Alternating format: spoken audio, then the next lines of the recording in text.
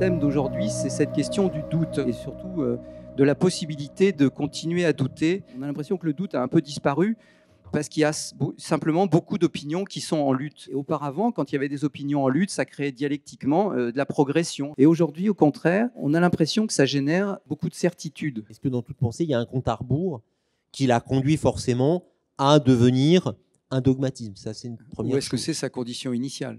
Moi, j'aurais envie de poser la question, qu'est-ce qui nous est si inconfortable dans le fait de douter, qui fait que tous ces possibles qui s'offrent à nous dans le moment du doute sont si inconfortables, alors qu'en fait, a priori, on se dit, mais c'est extraordinaire d'avoir 15 000 possibilités. Par rapport à ce que vous avez évoqué sur la théorie du vivant, le réchauffement climatique, c'est quand même des acquis. La connaissance n'est pas un terrain vierge sur lequel on peut dire aujourd'hui tout et n'importe quoi. Merci beaucoup de ces premiers échanges. Ça permet de vérifier que c'est vraiment bien de ne pas penser tout seul. On s'est rendu compte que donc, la vérité est quelque chose qui nous rassure et que c'était quelque chose à laquelle on se raccrochait pour ne pas se disloquer. Et on se demandait si l'idée même de vérité, c'était pas la traduction d'un ego humain, parce qu'il faut pas crucifier un peu son ego de temps en temps. Ce que je trouve très intéressant, c'est que ce mot de vérité, il est venu dans vos réflexions. Je ne veux pas dire, mais c'est vous qui avez parlé de vérité. Je ne suis pas sûr que la vérité